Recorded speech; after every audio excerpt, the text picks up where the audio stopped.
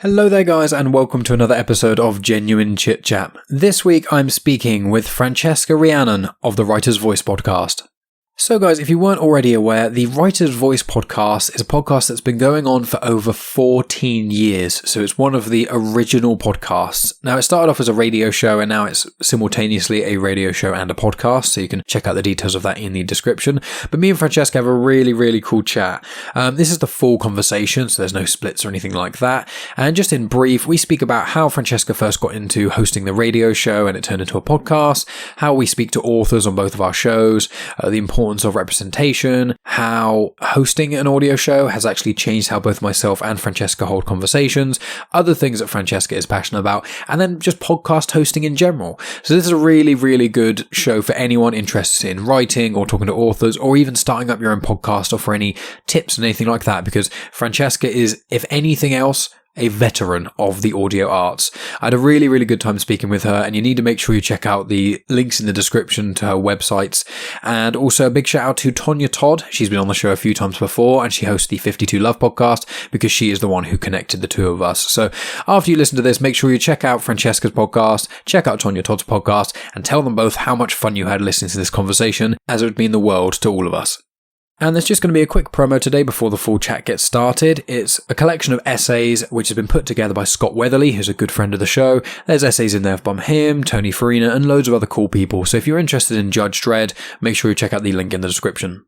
So with all that in mind, guys, let's get started with the conversation. As I said, links are in the description, and I will be back at the end of this conversation to give you guys information of what's coming up and lots of other bits and pieces there. So without further ado, I give you Francesca Rheannon of The Writer's Voice.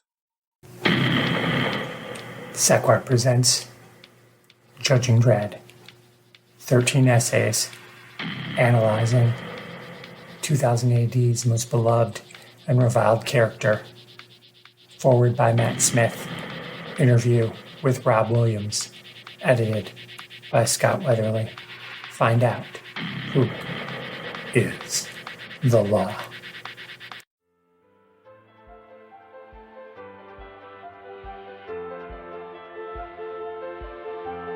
Welcome to Genuine Chit-Chat, where we have honest conversations with interesting people. And I'm your host, Mike Burton. And I'm here today with Francesca Rheannon. Francesca, it's absolutely wonderful to speak with you.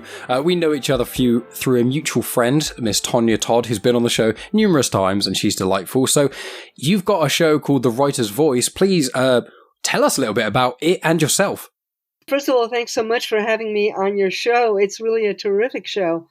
Writer's Voice, Writer's Voice has been on the air since 2004, and it's been a podcast since 2006. And when I first started podcasting it, I had to tell people what a podcast was, because I said it's like TiVo for radio.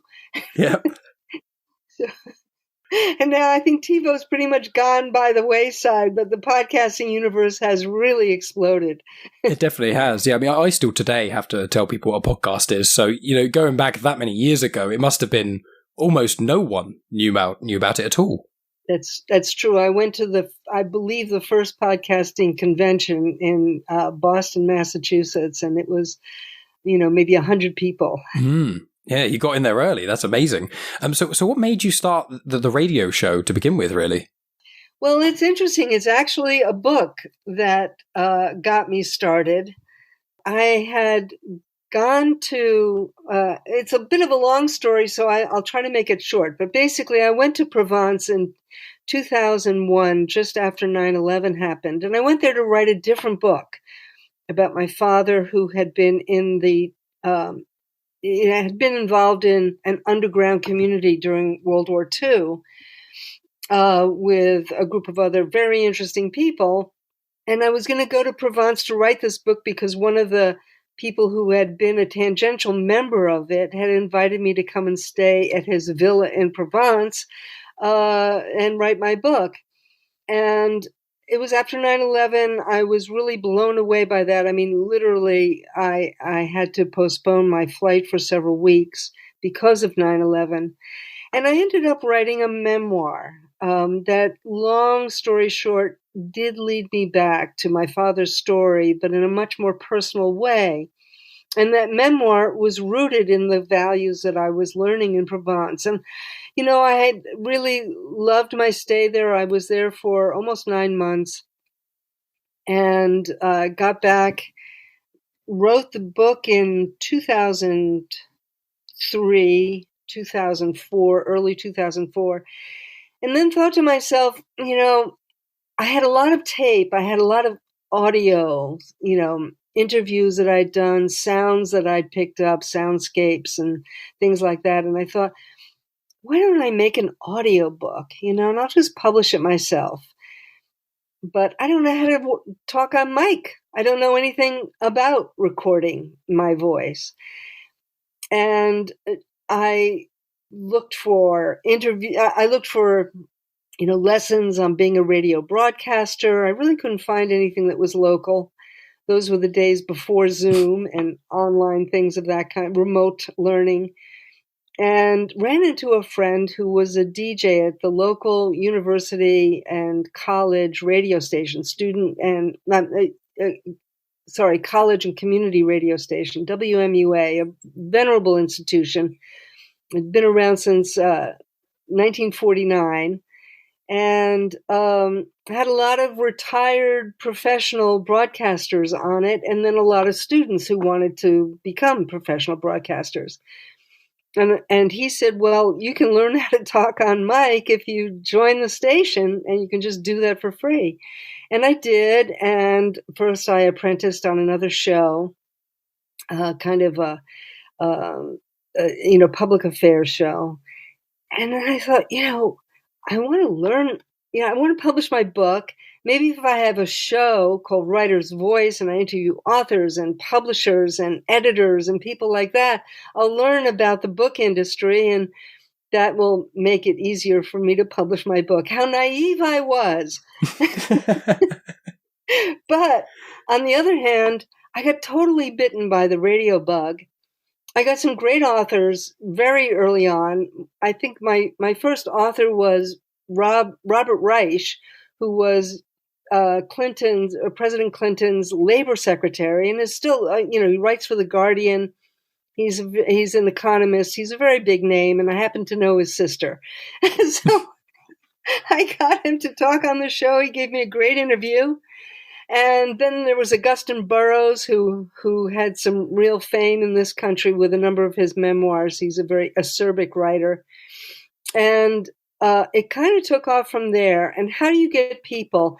I went to the college broadcasting conference just as I was planning to do my show. This was probably in the spring of 2004. My show went on air in July of 2004. And I'll never forget what the person who did radio interviews told us. I went to this little workshop. There were maybe 5 people there. And she said, if you don't ask, you won't get the people you want. She said, just ask. All they can do is say no. And it gave me complete permission to just reach out. If I wanted to talk to an author, I figured out pretty quickly how to do that, which is, an author's written a book, they want publicity, you find out who the publicist is, you tell them you want to interview the author, and they almost always, not always, but they almost always say yes. And then, once you have a few big names, and your name gets around, well, they start contacting you. So, that's how I got started. I wrote my book over, several years. I got very discouraged about publishing it. Publishing industry, it's very, very hard to break into it. Put it away. And then just a couple of years ago, I took up the book again. I finished it, and I have an agent now, and trying to market it finally. But I'm not sure that my show has made much of a difference, although it might, because it is important as a writer if you have some kind of a platform. And I'm certainly known in the publishing industry. But the show itself has took on a life of its own. And How did I continue? I'm just endless. I mean, there are so many wonderful books that are always being published. I love conversation. It's something I really shared with my father, the one I wrote about. He was dedicated. He used to tape his conversations, and that's why I still do it. And free books. I get free books. Yeah, I mean, the funny thing is with my show is that where I wouldn't say I've got a name for myself like you have in the same way, but I've spoken to quite a lot of authors and things, and I say the number one guests that I have to say no to is authors, not on the basis that I don't want to talk to them, but because I could probably, from the amount of people who've contacted me trying to get, publicists and that sort of thing, I think that if I said yes to all of them, I think 20%, maybe 30% of all conversations I'd have would be about books, which isn't a problem. But obviously my show, I'm trying to be varied and I try not to have too many of the same guests. So like the amount of times where it's just like, oh, you spoke to this person, we heard that conversation. Well, we'd love you to talk to this person. It's like, I really want to, but also like the book reading itself, like do you read every book? I mean, this might be a secret, but do you read every book of the people who come on your show, or is that impossible? Because there's so many people you speak with. Yes, I read every book. If it's a novel, if it's fiction, I have to read the whole thing because, it's kind of ironic. I have to read the whole thing, but I can't talk about the whole thing. You can't talk about the endings. But to really understand fiction, you have to read the entire thing. I'd say 3/4 of the time for a nonfiction book, I read the whole thing. But if I have a lot on there, then what I'll do is I'll read as much of it as I can, and well more than 50%, and the ending. So sometimes I'll cheat that way. There was one time, many, many years ago, when I had forgotten that I had an interview scheduled. And it was like one of those things, you forget that you had that math test, so you didn't study for it. And I realized 2 hours beforehand that I had to talk to this guy. And I wasn't yet comfortable really in saying, which I have occasionally. I've told people that I just ran out of time and I want to read the book and can we reschedule? So I didn't do that. I read every review of his book on the web in those 2 hours. And it actually was a terrific interview, because I had gotten a sense of what it was about. And there was also, I think my interviews are spontaneous. Anyway, even if I prepare the questions beforehand, there's a kind of natural arc to an interview so that, I'll change the order or I'll go down different pathways and then maybe get back. My questions are always a guide to me. But the interview with him was so off the cuff that it had an even extra element, I think, of that spontaneity. So, it's okay. I don't think it's okay in general to book an author and not to read their book, because I think it's disrespectful. And they know it most of the time. Yeah. If you really haven't read the book, they're aware, and they don't like that. No, exactly. And it's because all of the authors I spoke to, most of the time you either get a PDF version of the book itself, or sometimes I get like a media sampler, and it says, here's the important portions of the book. If you want the whole thing, you can have this, but the author's fine with you not reading the entirety, which is quite thankful for me, because I have several of the authors I've had on, I have read their books. I don't think I've managed to finish them because I'm quite a slow reader and things, but I do, make an active effort. But that's one of the reasons why I can't say yes to everyone, because I don't want to have so many authors on, not really know what they're, reading blurbs and things like that can get you so far in certain ways. But it's like, if you're going to have constant people, it cheapens it a little bit, because you want to know a bit more. It's like if I have bands on, they'll often send me music sort of beforehand, so I kind of know what it is before it's released and things. So it is that sort of thing, and it makes the conversation a bit more fruitful. You can see when authors and anyone creating anything that they get so passionate when they know you've read it, they know you've heard it, they know that part. And one of the reasons I started my show was because I love the passion in people's eyes when you speak to someone and they get excited about what they're talking about. And I'm sure you get that with authors all the time. Oh, I do. And what is interesting is, sometimes I'll have authors who, they start out the interview kind of, let's say, not that engaged, because they just expect me to not have read the book and to be asked the same old questions that were in the press package, which I tend to not do. I mean, I like it if they have questions, because I'll look them over and sometimes they'll be good ones. But so they'll start off that way, but within 5 minutes they realize I have read the book, and then the passion comes on. And and most of the time, I can't tell you how many times at the end they say this was fun, and you can tell that it was fun because they got to really engage with somebody who engaged with their book. And that's what it's about. And why would I do this if I didn't want to do this? It's not as if I'm getting oodles of money from this by any means, No, exactly. I mean, because I spoke with one of my favorite interviews ever was with an author, actually. Her name is Claudia Gray, and she's been writing recently. She's done non-Star Wars things, but she's written quite a few Star Wars novels, which is how I first heard of her. And so what I did specifically, and this is what I do with a lot of my guests, is that if a guest is a podcaster, I'll listen to their podcast. If there's someone who isn't a podcaster, I'll check for other interviews they've done. And because quite often you find that, as you kind of allude to, they get a press packet, there's like 5 or 6 questions, you ask them, they give the same answer each time, and it's every 5 interviews are the same.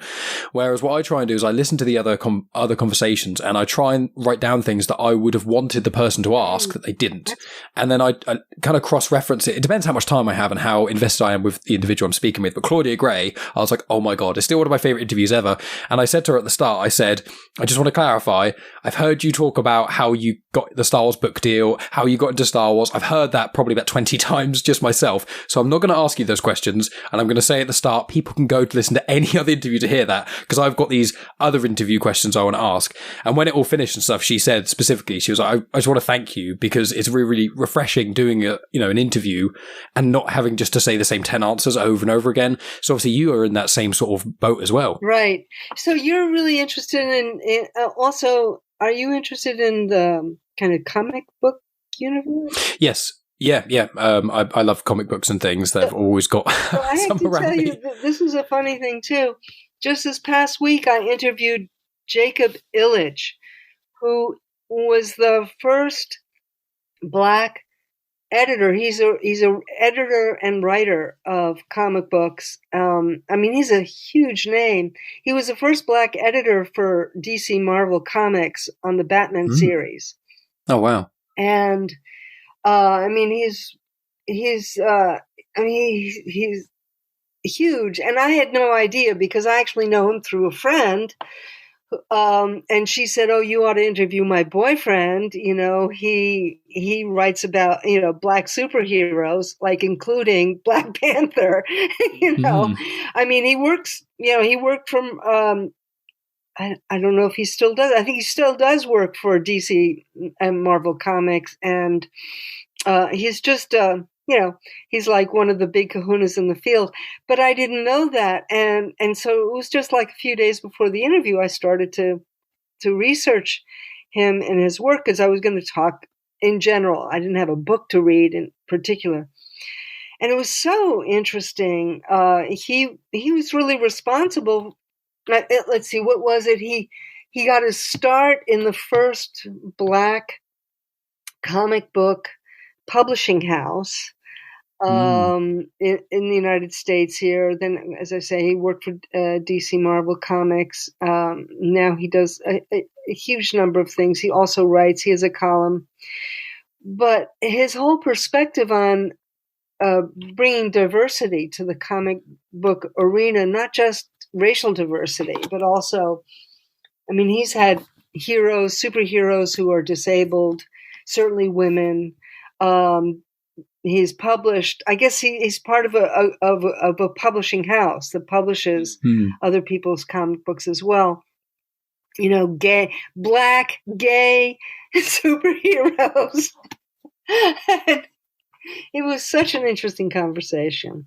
It is incredible. And when you meet those kind of individuals who are sort of almost pioneers in the field, some of the people who've done these sort of things, you just have like incredible respect for people to be one of the first people to do that sort of thing. Because with all of the prejudice and bigotry and things in the world, doing that sort of thing can for lack of a better word, put a target on your back. And it can be, for some people, dangerous. Obviously, not to delve into a huge political discussion, but obviously with the whole Charlie Hebdo stuff, and it's slightly different. But that whole thing was like, all the political things. I mean, that's probably the most extreme example, but that sort of thing can happen. You get people who release, superhero comics or non-superhero comics, and they get horrible contact and all kinds of things. So it's just, when you meet someone like that, not only the amount of people whose life they've influenced for the good, but also just the personal risk that they must take for that sort of aspect.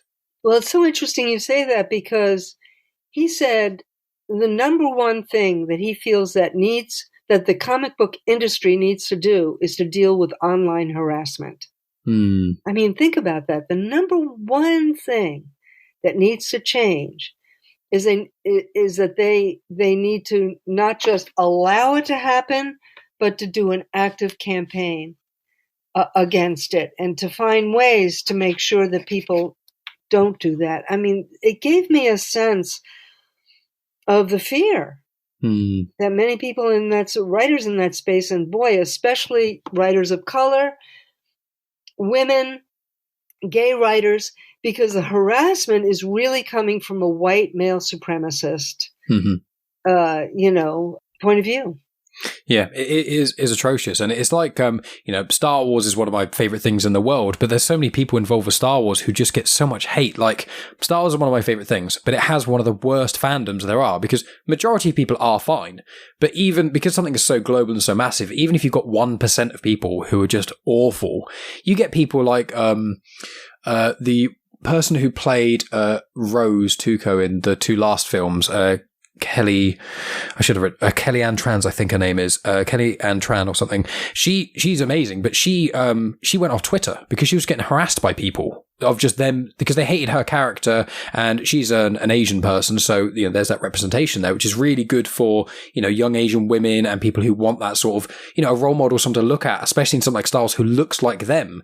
And people like, until I started podcasting, I didn't fully realize the importance of it. Is because of my own white privilege, and I'm a British millennial in England. You don't get much more high on the white privilege ladder than that. And it's when I started speaking with people, thinking about how when I was younger, I could watch almost anything because everyone, well, not everyone, but a lot of people looked like me, so it was easy to choose role models. But with individuals like people of color or people in the LGBTQ plus community, anything like that, they don't have that. So when you have people creating content for that kind of audience, I think that a lot of individuals who don't fall in those brackets undervalue how important it is. And I myself am guilty of that until recent years, when I've spoken to people about how important representation can be, because I've taken it for granted for so long.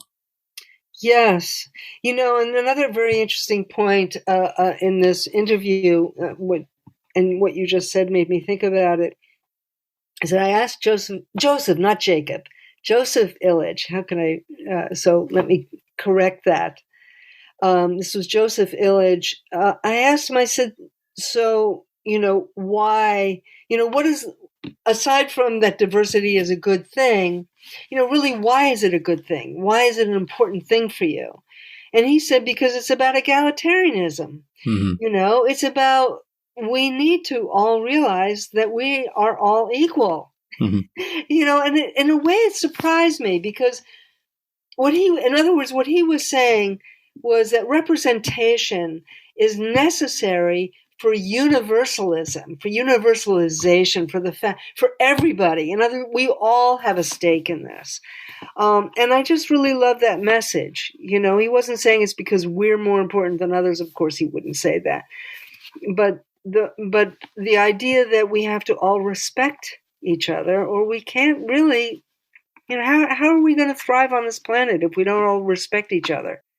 No, exactly. And sort of bouncing off that, but taking a slight tangent, is with the amount of books that you must read and the amount of individuals that you speak with. Like I mentioned off air that I listened to your episode with, it was Dr. Carl Hart, who's one of my personal heroes, but also it was Harry Ziad, I think his name was. Yeah, Harry Ziad. I mean, what an inspirational individual he was as well, of just, growing up, black and gay, and also with the sort of religion all behind it and things. You must find that you speak to such a wide berth of individuals. Like, when one thinks of an author, I think if you just think about it for a second, you don't think about how deep that is. It's really anyone could be an author. And so with that, do you find that you are drawn to more, like, are you drawn to more fiction things? Are you drawn to non-fiction? Is there sort of a thing that you're more drawn to? Are you kind of jack of all trades? You just love reading? Well, I love reading. It's not the fiction versus non-fiction. I want to have thoughtful conversations.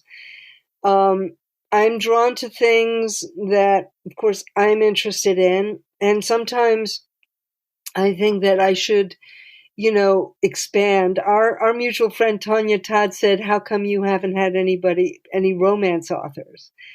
And I tend to, so I have, I haven't. I admit I haven't. That doesn't mean I won't, but I have a certain prejudiced view in a way to think, oh, I wouldn't be interested in that. And of course, that's not true. I mean, Anais Nin was really, she was an erotic author, an author of erotica. And of course, she was very thoughtful. Stacey Abrams, who is one of the leading lights of the Democratic Party in this country, is also a romance fiction writer. And if I could get her on the show, that would be great. But it's more the idea. I want this to be thoughtful. So, for example, if I'll do a comic book writer, I've had he wrote Mouse, M-A-U-S. Art Spiegelman. He wrote this whole series really about the Holocaust. So that's a really interesting comic for me. Or I'd really for a long time, I've wanted to interview Joe Sacco, who also does comic books. There's a new graphic novel here about, that's just come out, Montauk Fishermen. I live near Montauk in Long Island, and it's actually a pretty controversial book locally. So I would like to do that. So, and just did a thing on superheroes, of course, but from the perspective of someone who's, brings diversity to the superhero universe. So I'm always looking for something that's going to drive the conversation deeper. That's really my guide. And do you find that with, obviously your conversations are usually up to sort of 30 minutes or so, because obviously the way that your show is formatted, do you often find that you wish you could talk to the certain people for much longer and things? Yes, and I do. And that's where the podcast comes in, actually, because for broadcast, I have to keep it. It's a 59-minute show. Exactly. It cannot be any longer or shorter than 59 minutes. So if I go over, then I'll just say at the end, to listen to the entire interview, go to writersvoice.net. So you can, if you subscribe to the podcast, you're getting the full interview. I'm curious with you, though. You say you do part 1 and part 2. And you have a weekly show, correct? Yeah, I do. So is that a little tricky? I mean, do people remember from one week to the next? I find that people, it depends on the conversation. I find that there's a sweet spot. Some of my conversations I've had have gone for like 2.5 hours.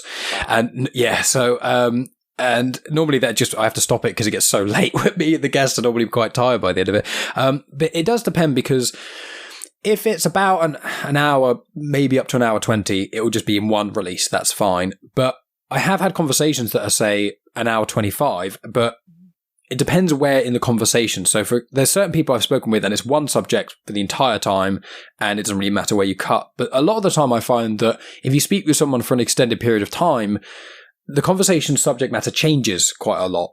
And I've actually had it before where I've released episodes of podcasts and I haven't called them part 1 and part 2 because the conversation matter is so different in the second half that I had one which was like, part 1 was like, superhero conversation. And then part 2 was something like completely different, like world travel or something.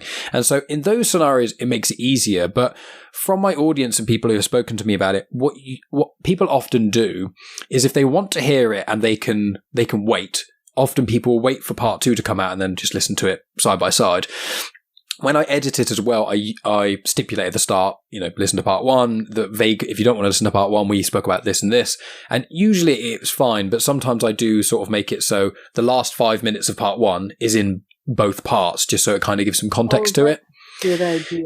Yeah, it does depend. And I do, when I listen to it, I do split them specifically. I don't just go, it's an hour long, split half an hour. You know, I try and make sure it splits okay. But I do have a Patreon now, which is where I release them full and unsplit and things, which is where some of my fans who literally can't wait, literally just go on there and they can listen to it in its entirety. But there are some times where I've had one or two conversations and I'm like, I don't specifically want to have to split this. So sometimes I do release it in like one big special and just be like, there wasn't a good place to stop this.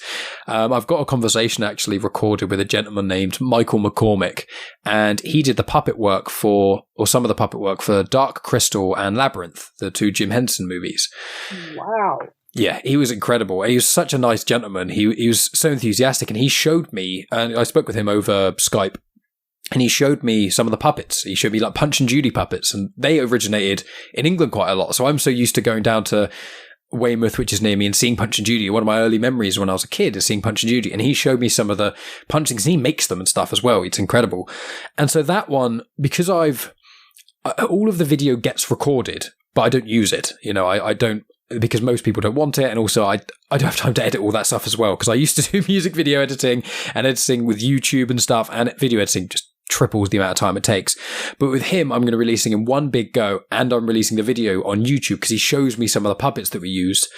So it is kind of playing it by ear in some ways as well, on the conversation matter. I've had ones which are more serious conversations, and I'll often release them in one go because I feel like splitting it does ruin the flow somewhat. But the reason I did it to begin with was because, you know, recording an episode every week, it is tiring at some point. And when I first started, it was more, I don't know how I'm going to get all these guests on, so I'll just have long conversations and split them. Now it's like I've got so many guests who want to come on the show, which is lovely, and so many people I want to contact. It's great, but it is in part for me editing wise as well. It makes it a little bit easier for me to edit and things, because it is just some of the conversations when it's 2.5 hours long, trying to edit that and get everything out.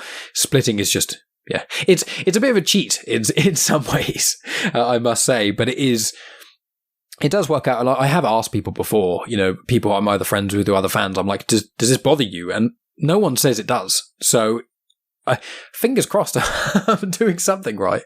Well, the other thing is, I've noticed that you have very good detailed show notes. So, you know, if you're just doing a podcast, I'm doing both broadcast and podcast, so that's been an idea. But I think so. I think it wouldn't be a bad idea sometimes to do part 1 and part 2. Well, we'll see. You know, I have done that. I produce a local show called Sustainable East End, and now we've gotten a new person on. Who lives up island in Long Island. So we're going to start calling it Sustainable Long Island. And I did an interview recently. It was just so interesting. I did a walk-around interview with a landscaper here, a landscape designer who's internationally known. She was a landscape designer for Martha Stewart. Oh, wow.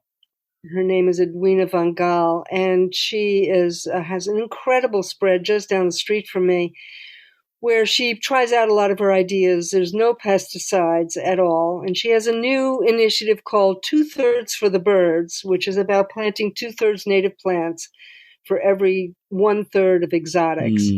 And we have a big deer problem here too. So she has also planted a lot of she claims, deer-proof plants. And so, you know, we really talked about both and went on for about an hour, and it's really only a half an hour show. So we are going to do part 1 and part 2, and I'm doing kind of what you did. I'm just going to edit out. I edited out all the parts that had to do with one. I separated them, and then I kind of strung it together.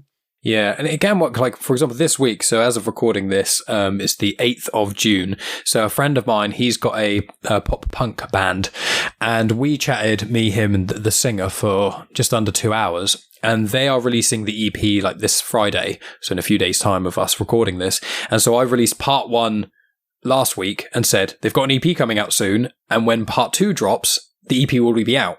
So with that sort of thing, it can work quite with promotional stuff. I've done it with an author before. I've spoken to quite a few authors, but I've done that as well, where part 1 is like talking generally about the book and inspiration, who the person is. Then the book can come out, And then part 2 gets released, and it's like, that's a bit more in-depth about the characters and things like that. So it is kind of, I do compartmentalize things quite a lot.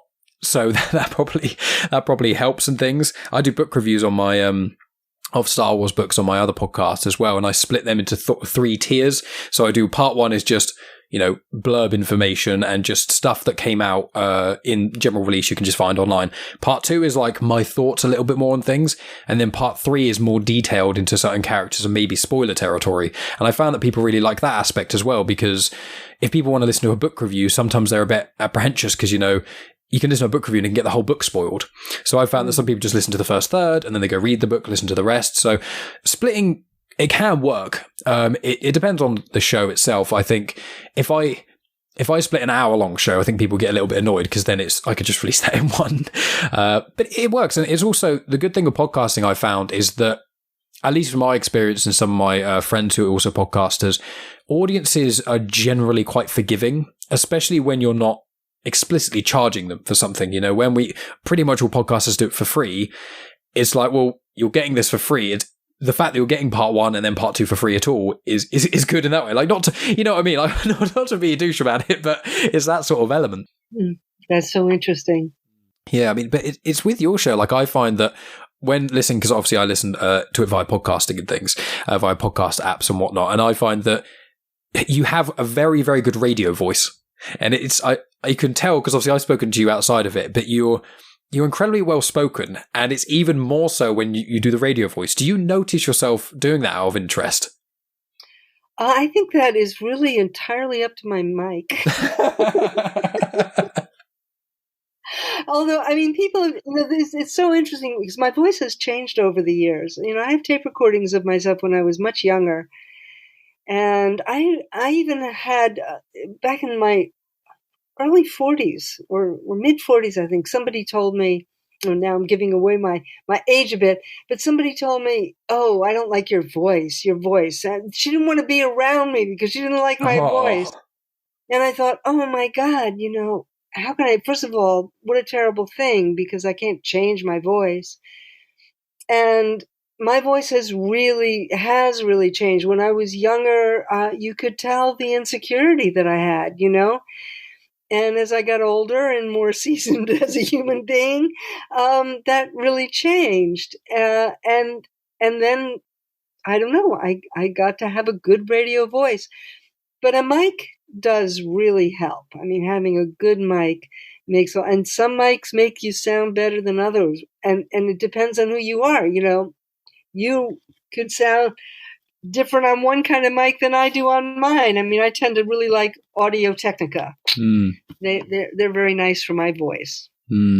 Other people prefer Rode or, Shure or something like that. There are a lot of different ones. And I found, and I'd be interested to hear your perspective on this. Do you think that since especially because you've been doing it for a while, been basically having to listen to your own recordings, that the way you speak has changed since you started your show? Because I found that, especially in the early days, I used to say a lot. Now, I do occasionally still say It depends who I'm speaking with and, what generally the conversation is. But because I edit my own show, and I generally don't edit out very often, because most of the time it's normal people talking and things. But there is the odd occasion where either there's a guest or myself who says a lot, and I'll edit a few of those out. But because I'm editing and I'm listening to my own voice, I notice myself, and I remember about 2 years ago, I was like, I say too frequently. I need to try and not say when I'm thinking. I just need to take a pause sometimes, or speak a little bit slower while I'm figuring out where the sentence is going to go. So do you find that you've sort of done something similar to that? Yeah, I've gotten better at it, but it's one of the reasons I pre-tape, because I do like to edit, and not just for myself. I mean, sometimes I want to say things over again, and I also allow my guests to say things over again, say it a little bit better. There, I just said and I'll edit out some of the ums, but not all of the ums. I never edit out breaths, and I always notice when other podcasts edit out the breaths, I think, my God, how can you do that? They just sound so rushed. But yeah, I do have guests who will do a lot of umming and ahhing, and it just means that it cuts into the conversation, and it's harder to listen to. So I'll make it natural, but I will trim it a bit. But yes, over time, I think what's changed more has been my narrative sense. I have a kind of instinct when it's the right time to stop, and often it feels as if there's been a narrative arc from the beginning to the middle, and then finally at the end where everything gets summed up. And it's something that feels instinctual, but is the result of thousands of hours of practice. That's a good way of putting it. Yeah, because I found that. I mean, myself, when I go back and listen to older podcasts that I do, which I don't do very frequently. I don't very often listen to my own podcast because obviously after being in it and then writing or editing it and then writing the show notes while I'm editing it and all that sort of stuff, I normally listen to the whole conversation 2 or 3 times anyway. There's been the odd one where it's been so interesting and the guests have spoken so much, I'm just like, I want to hear this again.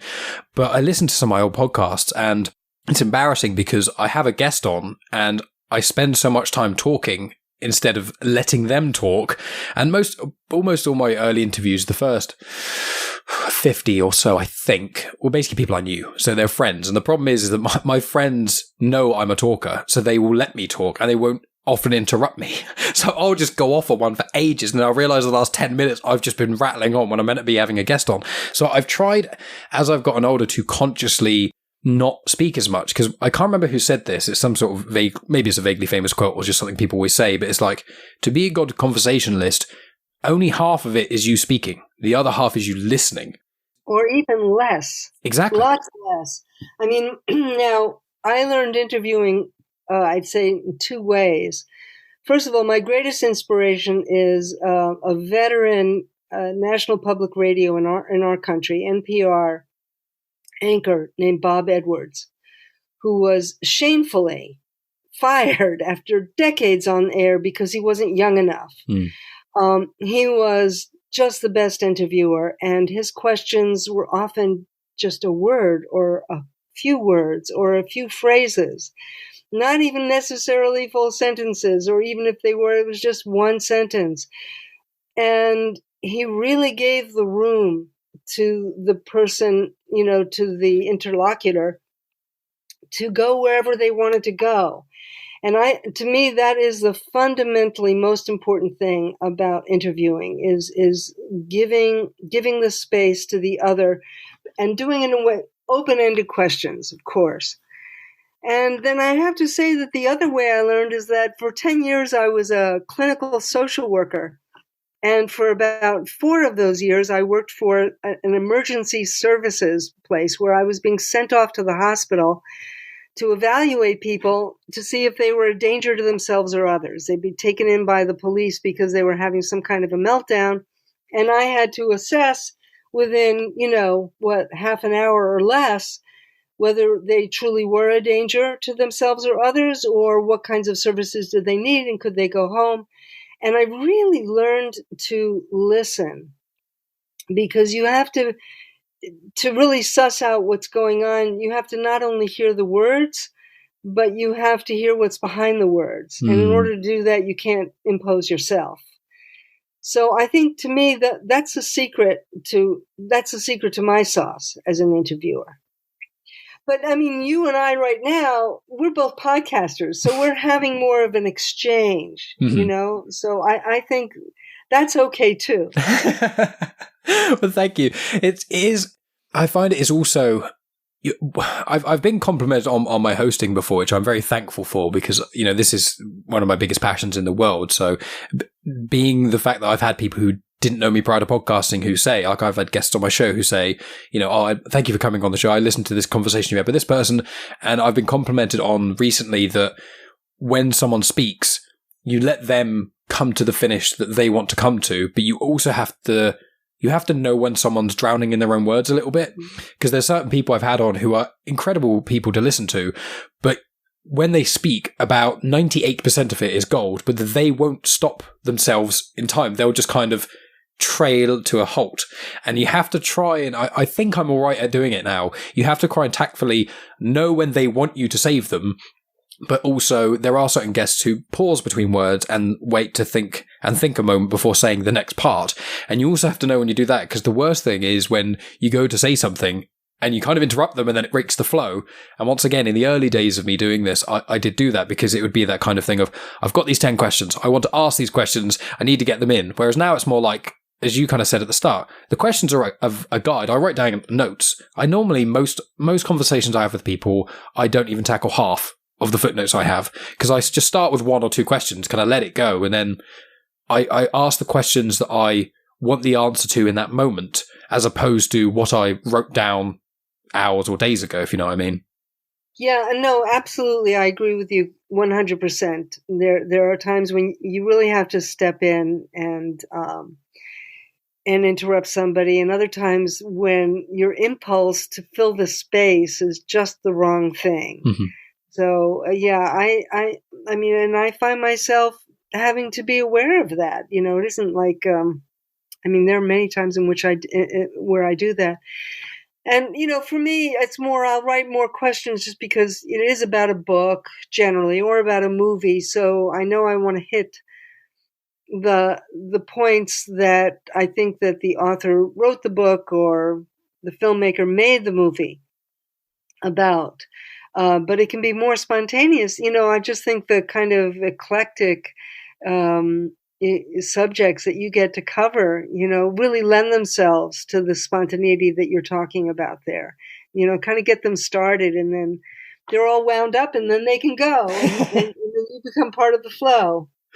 Yeah, it is interesting. I had there was a gentleman I had on called John Vespasian, I think his name was, and I remember speaking to him, and it was a really good interview, and anyone who's listening, I recommend you check that out. He had some incredible things to say, but he was probably the top guest I've had, where I probably didn't even have to be there, if not in a bad way, but it was just like he was so ready to go, and he was probably because he'd done quite a few interviews and things, but it wasn't the case of just like, it didn't sound like it was just a cookie cutter answer. He had a full in-depth thing. And then even if my question, because I listened to other interviews he did as well, the question I asked him, even if one word was different, his answer would then be different.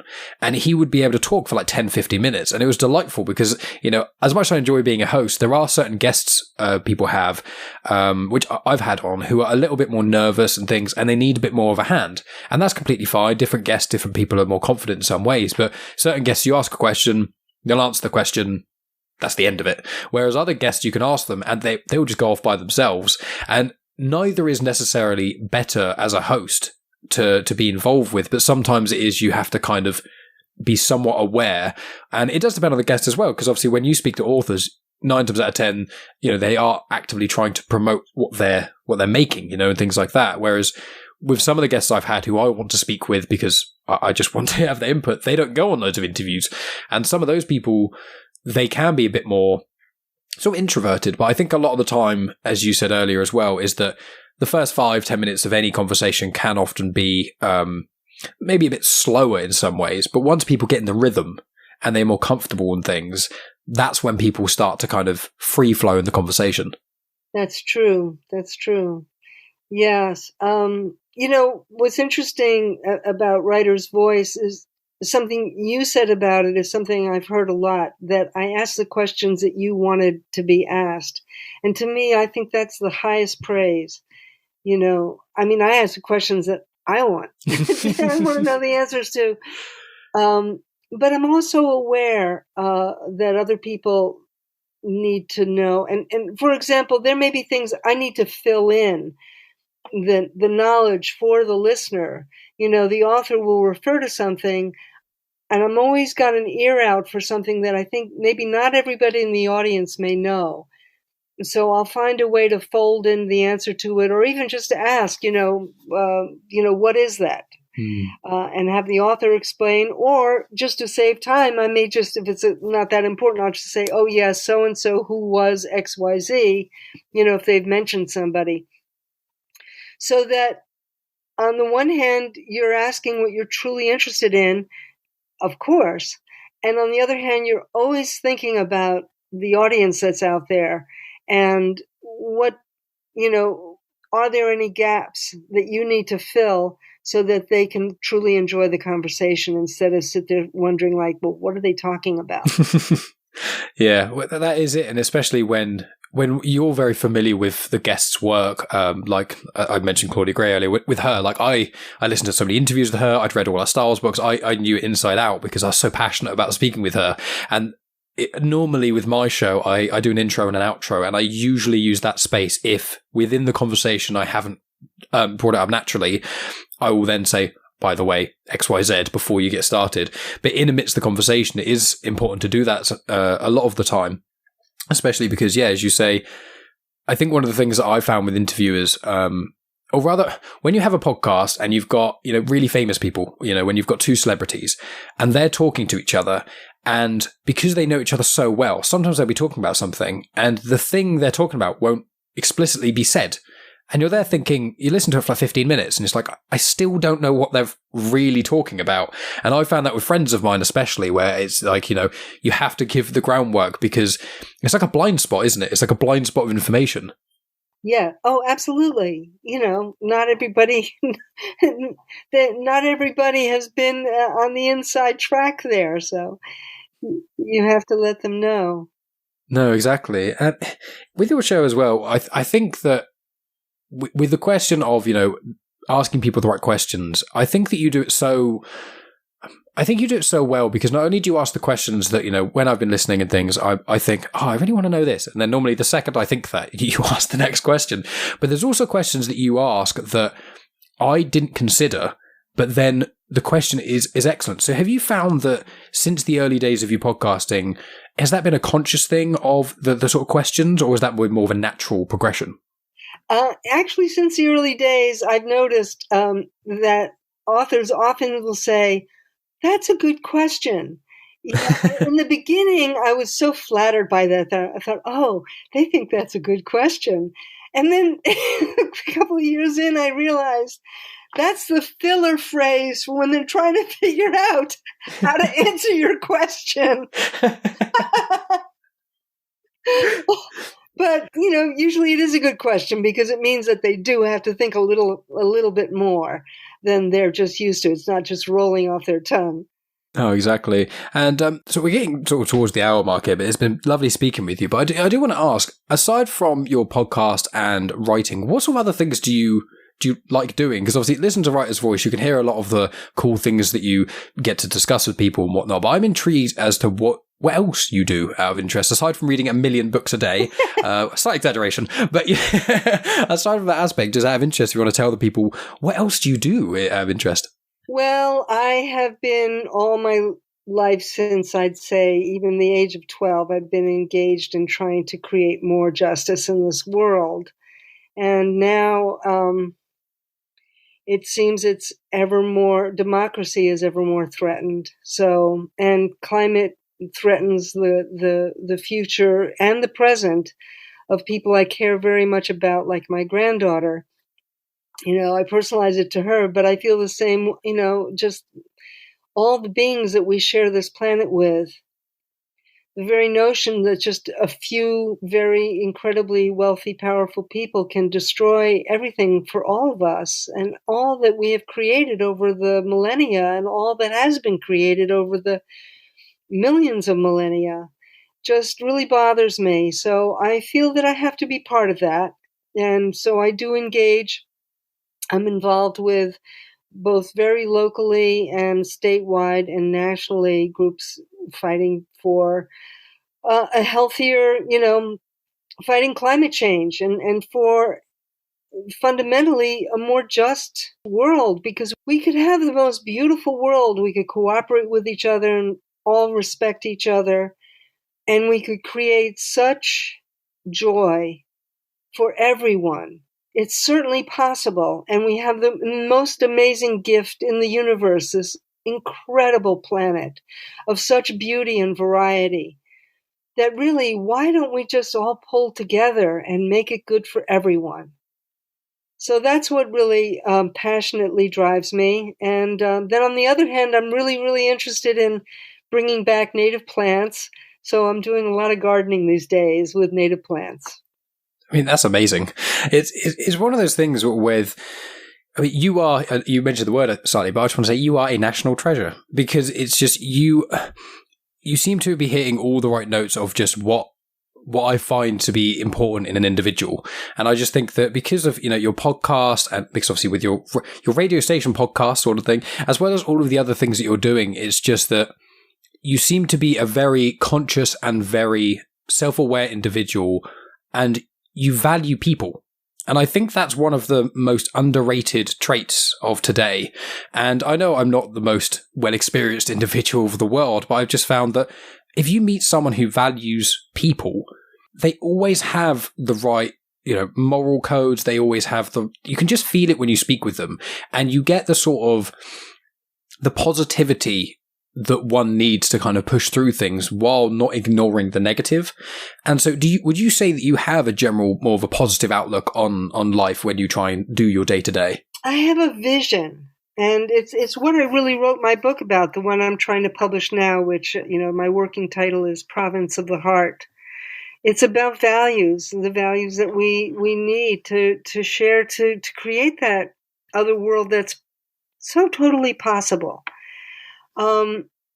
So I have a positive values, but I have to say I feel a lot of despair about the direction that I see things going, because I feel we have fallen as a species and certainly as a culture so out of right relationship, not just with other human beings, but with all other living beings. Mm-hmm. And how can we survive? Literally, how can we survive with the incredible powers and technology that we have if we're not in right relationship with all life?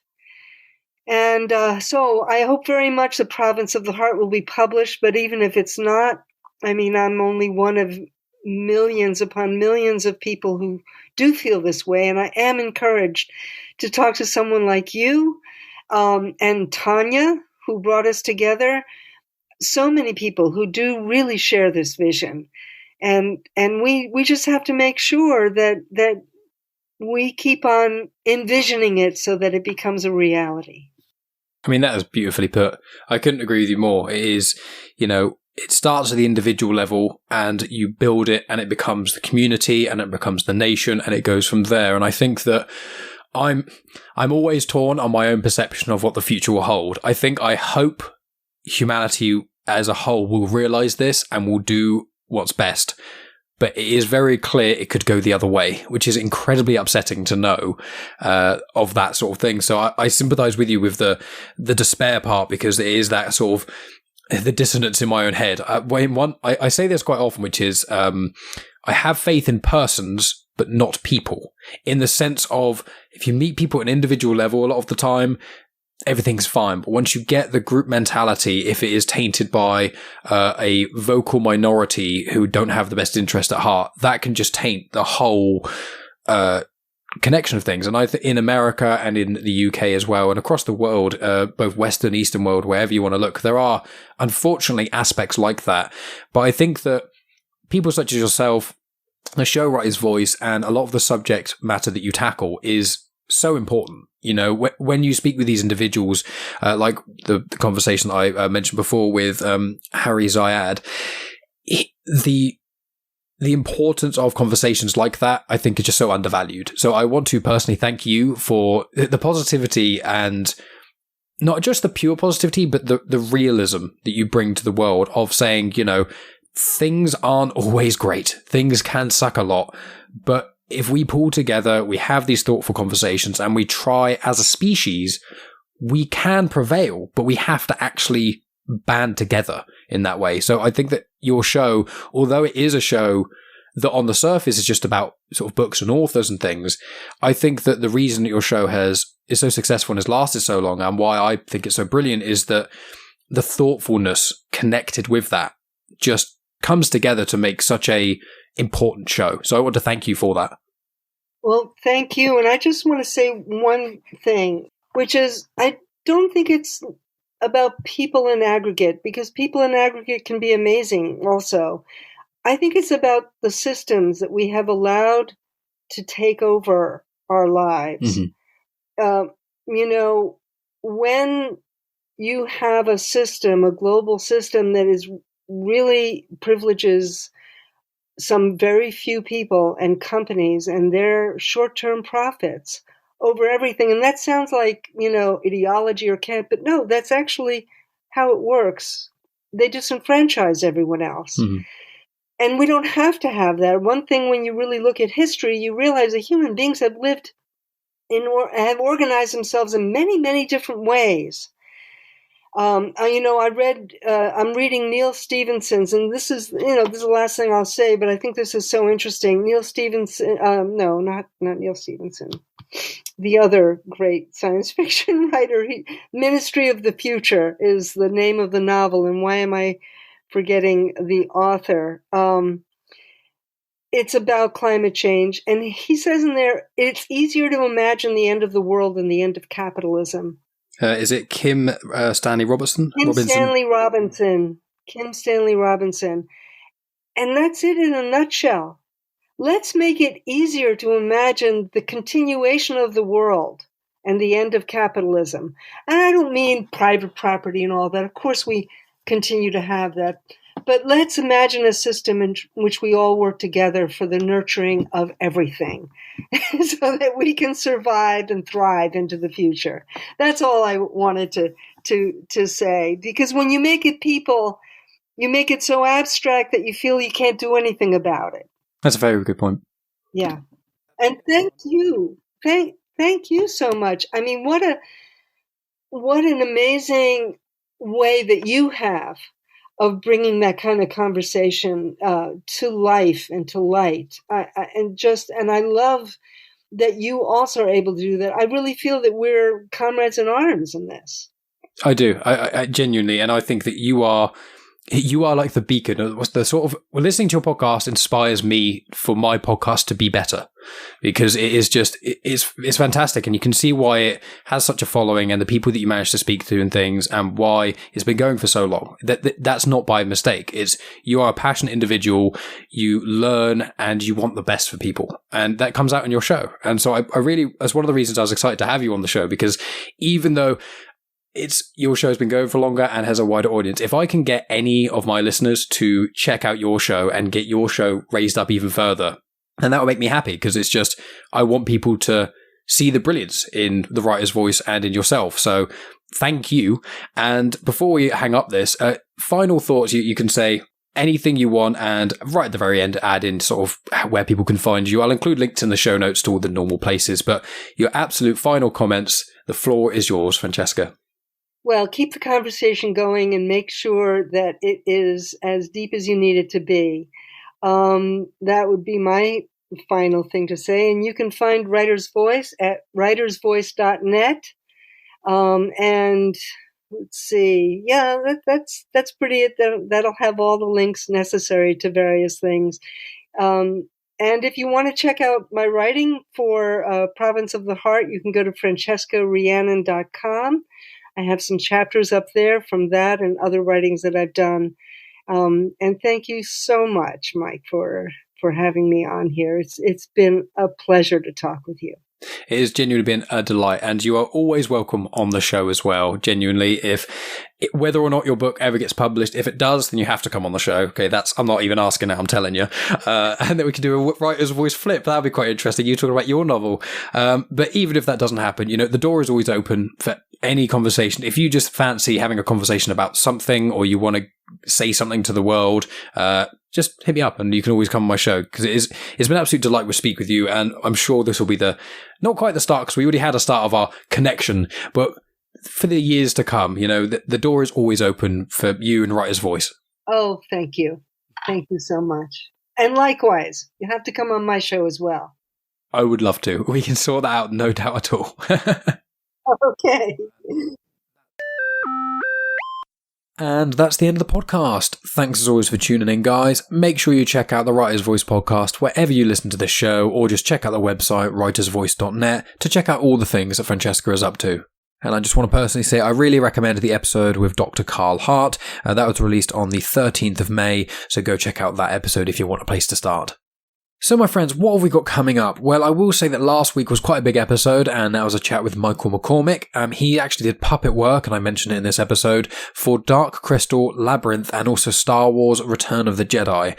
I had an absolutely fantastic conversation with this gentleman. It was about an hour and 40 minutes long, and I've uploaded the whole thing to YouTube with full video. I've put timestamps in there as well, so if you've already listened to the audio version and you want to see what some of the puppets look like and things, go over to YouTube, Genuine Chit-Chat's YouTube channel, and you can find all that out, because it was a really, really good conversation. Seeing all the puppets that he was speaking about just adds another layer to it. So please let me know what you thought about that. So coming up, I have got a conversation recorded with Tom Everett, the actor. I've got a two-parter recorded for that, which I'll be releasing at some point in the near future.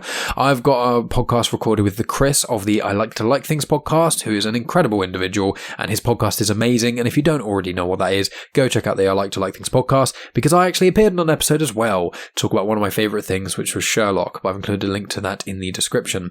But I actually have a conversation due for recording tomorrow with BZ the Voice. He is a man who's got one of the smoothest voices in the entire planet, and he's also created not one but two Green Lantern fan films, and he came on Genuine Chit Chat a few months back, and he's returning to talk about his second film. I'm going to be joined by Steve J. Ray of the Superheroes for Dummies podcast, as well as a menagerie of podcasts he appears on the Fantastic Beasts podcast feed as well. So I'm really excited for that conversation, and I think I'll be releasing that next week, because his film In Blackest Night Out actually aired the Friday just gone, so I think it was the 25th of June. So lots of cool stuff coming in that regard. I've done a lot of guest spots recently, but make sure you just check out the information of that in the description of this episode. Make sure you check out the patreon.com/genuinechitchat. If you pay as little as £1 a month, you get access to a whole Afterthoughts show, which me and Megan do once a week, sometimes twice a week, depending.